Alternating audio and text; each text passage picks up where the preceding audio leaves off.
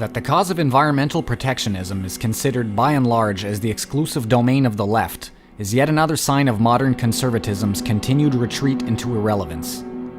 The rise of the Green Movement in the 60s and 70s, with its overwhelmingly leftist bent, has contributed much to popularizing the image of the environmentalist as an economically illiterate tree hugger, derided by sophisticated urbanites on both sides of the political spectrum. This favorite pet cause of the far left has led, in recent years, to the use of the prefix eco as an attempt to reinvigorate a myriad of failed, because unnatural, ideologies. Eco-socialism, eco-anarchism, eco-feminism. What do these semantic abominations have in common other than the unholy union of nature and its opposite? We postulate that leftist environmentalism is an oxymoron. To preserve nature, one must first understand it.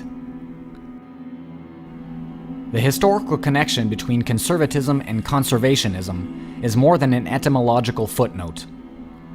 Both words derive from the Latin conservare, meaning to keep or to guard, and both implied originally a belief in the need for a custodial authority to rein in individual excesses.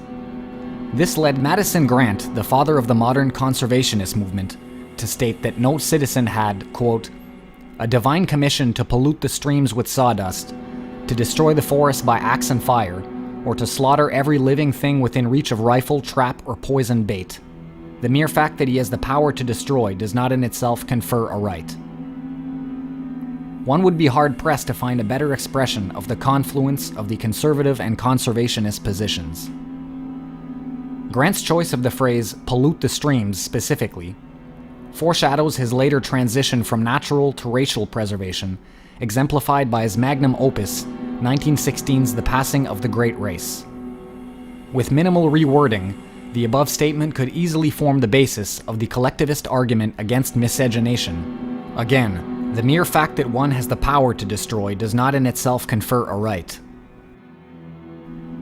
Darwin's publication of On the Origin of Species in 1859 resulted in a surge in naturalist research, and this cataloging of terrestrial biodiversity extended to a taxonomy of the various human subspecies, a corpus known today as racial science, or, more often, scientific racism. Irrespective of supremacist connotations, though, it followed that the preservation of the manifold aspects of creation should also apply to man. Either biodiversity is intrinsically valuable or it isn't. Ever fond of the slippery slope fallacy, the mantra of Jewish hysterics decrying the very existence of racial science can be distilled into the following claim: taxonomy led to the Holocaust. But what of the Holocaust that would manifest itself in the impossibility of taxonomy via total genetic non-differentiation? It is interesting to note the French-speaking world's predilection for referring to nature, culture, and genetics in terms of patrimoine or patrimony.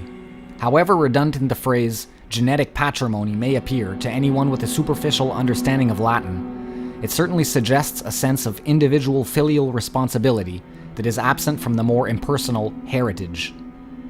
According to this interpretation, and insofar as the particular subgenera to which one belongs is a part of nature, then both destroying the natural world and racial interbreeding constitute a singular act of patricide. This interdependence between genetic and natural patrimony is best illustrated by the phrase blood and soil, as popularized by Walter Darré, the Third Reich's first Minister of Food and Agriculture. Darré viewed this relationship in concrete terms, implementing 1933's state hereditary farm law, and effectively creating a hereditary caste of peasant farmers considered by Darré as the ideal Nordic type.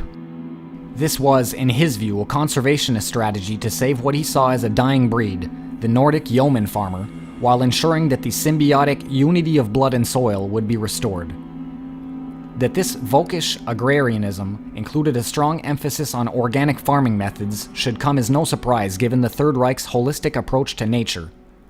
Racial hygiene and ecological sustainability were seen as one and the same. Tellingly, the critique of alien races was often formulated in naturalist terms. Was not the international Jew a threat because he was rootless, literally unconnected with the land? Darré was also fond of referring to Jewry as weeds, whereas Grant likened them to an invasive species. A marked aversion to urbanization and the resulting chaos of unindividualized speciesless human agglomerates, quoting Houston Chamberlain, permeated the ecological discourse then as it does today. The view of cosmopolitan cities, incidentally the habitat of the rootless Homo udensis, as a sort of cancerous growth was shared by Alfred Rosenberg, one of the key theorists of National Socialism. Quote, "Today we see the steady stream from the countryside to the city, deadly for the folk. The cities swell even larger, unnerving the folk and destroying the threads which bind humanity to nature. They attract adventurers and profiteers of all colors, thereby fostering racial chaos. The encroachment of the megalopolitan at the expense of the pastoral is analogous to the imposition of an unnatural worldview, that of humanist progress at the expense of man-nature symbiosis, of human rights over natural law. Similar to the erosion of wetlands by urban sprawl, it is the destruction of a natural habitat, paving the way, quite literally, for the displacement of one type of organism by another.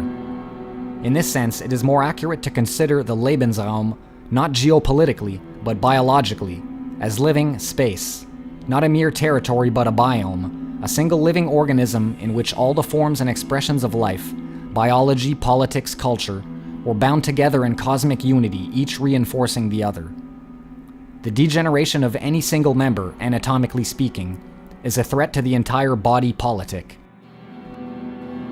This corporeal vision of society as a biological totality was shared by Walter Schirnichen, director of the Reich Agency for Nature Protection, who emphasized the need for inculcating, quote, an understanding of the civic importance of the organism, i.e., the coordination of all parts and organs for the benefit of the one and superior task of life. Both anti-humanist philosophers and fascist ideologues stress the importance of looking to nature for guidance and structuring one's life according to its immutable teachings. Martin Heidegger, in The End of Philosophy, wrote, "The unnoticeable law of the earth preserves the earth, in the allotted sphere of the possible which everything follows and yet nothing knows. The birch tree never oversteps its possibility. The colony of bees dwells in its possibility. It is one thing just to use the earth, another to receive the blessing of the earth in order to shepherd the mystery of being and watch over the inviolability of the possible." What exactly is this possibility in which the colony of bees dwells, in which the birch tree never oversteps? If, as Spengler wrote, life is the actualization of the possible, then the tree's possibility is its organic destiny, as dictated by genetic determinism. The birch tree unfolds according to the directives encoded in its genomic program. In other words, nature conservationism and the enforcement of racial purity, whether by eugenics or anti-miscegenation laws, both serve to watch over the inviolability of the possible.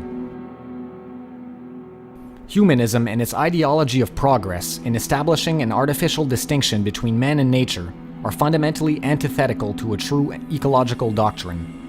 They violate the unnoticeable law of the earth by normalizing that which is contra natura. Critically, the primacy of human rights and cultural relativism means that the West prefers to postpone Malthusian criticisms of the Third World while the latter is still developing, all the while mistaking the pulsating ring of filth that surrounds it for a halo. It is the developing world today that holds the dubious honor of being simultaneously the most overpopulated and, if we exclude the irradiated areas of the former Soviet Union, the most polluted region on Earth, with no reprieve in sight. Does anyone truly believe that, if custodianship of the planet was in the sole hands of a coalition of the swarthy, it would not spell certain doom? This lends an air of truth to the British National Front's slogan, "White racial preservation is green." The hegemony of industrial capitalism officialized the divorce between humanism and ecology, citing irreconcilable differences, while leaving leftists scrambling frantically to address the looming environmental crisis without being accused of apostasy. Political writer Janet Biel, in typically convoluted fashion, notes that, quote, "The need for an ecological left is urgent. It must have firm roots in the internationalism of the left and the rational, humanistic, and genuinely egalitarian critique of social oppression." Those who, like Biel, are unwilling to forego their anthropocentric perspective in service of the greater good would do well to heed Ludwig Klages's warning. Woe to those who, when the hour of battle strikes, find themselves unarmed and utterly unprepared for combat.